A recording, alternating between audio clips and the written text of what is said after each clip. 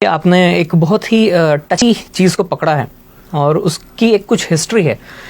मुझे उम्मीद है कि हमारे बहुत सारे पाकिस्तानी भाई बहन भी इस शो को देख रहे होंगे और उन्हें गुजरात के दंगों को लेकर के हमेशा वन साइडेड कहानी ही सुनाई गई है। तो मैं यहाँ पर कुछ मिथ्स को बर्स्ट करना चाहूँगा।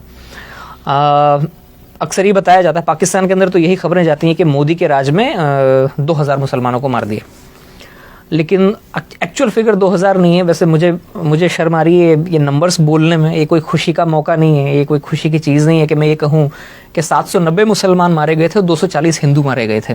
ये जॉइंट पार्लियामेंट्री कमेटी की रिपोर्ट थी जो कांग्रेस के राज में बाद में मनमोहन सिंह जी जब प्राइम मिनिस्टर थे तब टेबल हुई थी और उस रिपोर्ट के ये फिगर्स हैं। 790 मुसलमान मरे, 240 हिंदू मरे। ये बहुत बदकिस्मत नंबर है, लेकिन ये फैक्ट्स हैं जो कांग्रेस के राज में आए थे। अब इमीडिएट रीजंस ये थे कि साहब एक ट्रेन थी जो अयोध्या, जो हिंदुओं का एक बड़ा, जैसे मुस्लिम भाई बहनों का जैसे मक्का या मदीना होता है, वैसे अयोध्या राम जी का जन्मस्थल माना जाता है। वहाँ से तीर्थयात्रियों की एक ट्रेन अयोध्या से लौटी थी। वो गुजरात के गोधरा स्टेशन के ऊपर थोड़ा सा आउटपोस्ट पे खड़ी हुई थी और उसमें जो यात्री थे, तीर्थयात्री थे, कुछ विश्व हिंदू परिषद के लोग थे, कुछ आरएसएस के काडर थे, जिनका अयोध्या में आना जाना लगा रहता है।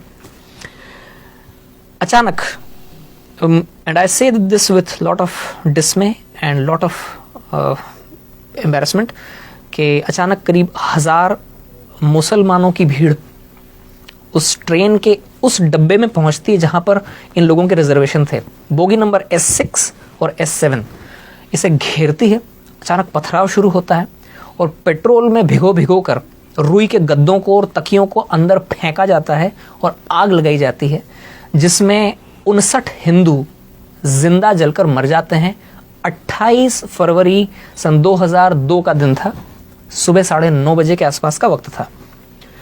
इसमें 59 जो हिंदू जलकर मरते हैं। जैसे कि आपको जानकारी, इंडिया में जो स्लीपर डब्बे होते हैं उनमें 72 लोगों की सीटें होती हैं, तो 72 में से 59 लोग जलकर मर गए। उनमें 40 औरतें थीं और बच्चे थे। अब इसके बाद में 3 मार्च से बदकिस्मती से इंडिया में दंगों का इतिहास बहुत पुराना है। ये कोई मोदी राज के साथ में चालू नहीं हुआ है। ये मैं कह रहा हूँ, मैं कोई मोदी भक्त नहीं हूँ, ना मैं कोई बीजेपी का मेंबर हूँ, लेकिन ये रियलिटी है कि हिंदुस्तान में हिंदू मुसलमानों का दंगों का इतिहास बहुत पुराना है। बदकिस्मती से दंगे हो जाते हैं 3 मार्च से। जब शुरुआत में इस खबर को थोड़ा दबाया गया, लेकिन जब 59 लोग जिंदा जलकर उन पापड़ जैसे बन गई वो लाशें, और उन लाशों को जब ट्रांसपोर्ट किया गया था तो वो लाशें जहाँ जहाँ से गुजरी वहाँ से ये खबर फैलती चली गई और 3 मार्च से दंगे फसाद चालू हुए, जिनमें बदकिस्मती से जो फिगर्स मैंने आपको बताई उतने लोग मारे गए थे। अलबत्ता दूसरे फैक्ट्स जो हैं उन पर पर्दा डाल दिया जाता है। ऐसा पहली बार हुआ था जब किसी भी राज्य में दंगे शुरू होते ही 48 घंटे के अंदर अंदर वहां के चीफ मिनिस्टर ने आर्मी को आने के लिए ग्रीन सिग्नल दे दिया हो। 5 मार्च का दिन था, आर्मी की टुकड़ियां पहुंच गई थी फ्लैग मार्च करने के लिए।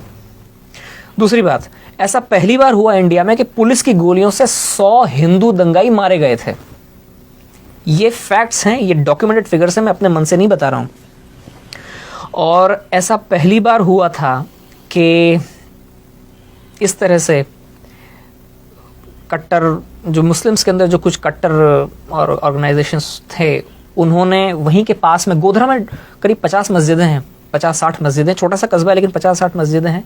हो सकता है उनमें से कुछ मस्जिदों को सऊदी फंड्स आते हों, जहाँ पर वो वहाबिज्म की जो एक्सट्रीम हार्डलाइनर आइडियोलॉजी वहाँ से वो प्रोपोगेट करते हैं।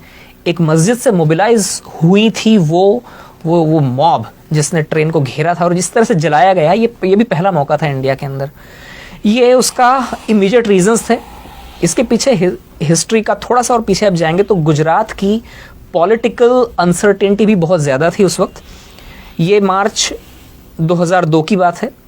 उससे 2.5 महीना पहले जब दिवाली के आसपास का वक्त था, तब ही मोदी जी को पैराड्रॉप किया गया था। अटल जी और आडवाणी जी के कहने पर उनको सीधे उठाकर चीफ मिनिस्टर बनाया गया था।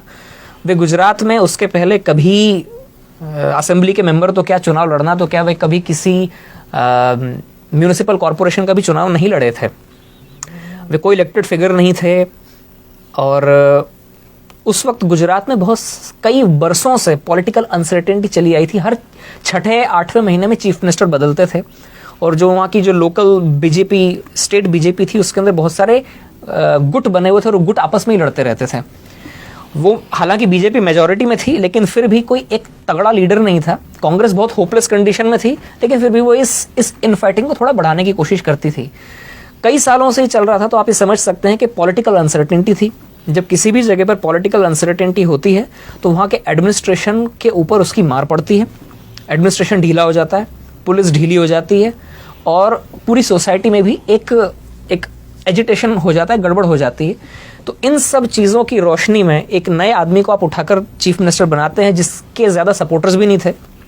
और इंडिया में ऐसा होता है कि काफ़ी चीज़ें इंटरपर्सनल तरीके से होती हैं। चीफ मिनिस्टर की उस वक्त हो सकता है वहाँ के पुलिस वालों से भी ज़्यादा जान पहचान ना हो, पुलिस वाले सुनते ना हो, इवन खुद अपनी ही पार्टी के लोग ऐसे मौके पर नए मुर्गे की टांग खींचने की कोशिश करते हैं कि मैं आपको यहाँ पे इसलिए टोक रहा हूँ, आपकी पूरी कहानी हम तक पहुंची और बड़ी इंपॉर्टेंट है। आपने फैक्ट्स के साथ बात की, ये वो फैक्ट्स है जो हमारे दर्शकों को जानने की ज़रूरत है। आपने एग्जैक्ट नंबर बताए कि हुआ क्या, इंसिडेंट क्या हुआ, क्या कुछ हुआ, और अनफॉर्चुनेटली ऐसा हुआ। मगर उसके बाद हम देखते हैं कि वो ना तो मोदी साहब ने किया था, मोदी साहब ने कंट्रोल किए, और उसी स्टेट में जहां ये इंसिडेंट पहले हुआ करते थे, फिर हमें आगे ये पता चलता है कि उन्होंने मैक्सिमम उसको कंट्रोल किया। मैं कनाडा में गया हूँ, जब मोदी साहब हार्पर गवर्नमेंट के ज़माने में यहाँ पर आए थे, तो सबसे बड़ा डेलीगेशन गुजराती मुसलमानों का उनके साथ मिला था, और कितने प्यार से वो मिले थे। मैं इस वक्त काश में रेडी होता तो मेरे पास वो वीडियो में दिखाता अपने दर्शकों को। ये तो वो फैक्ट है। अब देखिए, एक चीज और जोड़ना चाहूंगा इसमें कि उन दंगों के बाद मोदी जी, ये फैक्ट है जी, एक के बाद में 3 इलेक्शन जीते हैं, 5-5 साल। बिल्कुल ऐसा है। अगर उन्होंने दंगे करवाए होते जैसा कि लोग बोलते हैं, नहीं, वो तो एक सिस्टेमिक कैंपेन है ना उनके खिलाफ, डेमोनाइज करने की। तो गुजरात की जो पब्लिक है, इंडिया की सबसे ज्यादा एजुकेटेड पब्लिक में से मानी जाती है। वो इतनी बेवकूफ तो नहीं है कि किसी मास मर्डरर को एक के बाद में 3 इलेक्शन जिताएगी। और दूसरी बात यह है कि एक बार जब ये जम गए वहां पर, तो इतिहास साक्षी है, तारीख गवाह है कि उसके बाद में फिर गुजरात में कभी कोई दंगा नहीं हुआ जी। और ये बड़ी दिलचस्प बात है कि आज भी इस आदमी की तनकीद करने के लिए लोगों को कुछ और नहीं मिलता है तो 17 साल पीछे जाते हैं। राइट। मतलब 17 साल से ये आदमी लगातार या तो गुजरात का चीफ मिनिस्टर था या इंडिया का प्राइम मिनिस्टर था। इन 17 सालों के कालखंड में इस आदमी के खिलाफ बोलने के लिए किसी को कुछ नहीं मिल रहा है। मतलब तो वो ये जो 17 साल पीछे जाना पड़ता है लोगों को। अच्छा, ये बड़ी दिलचस्प बात है।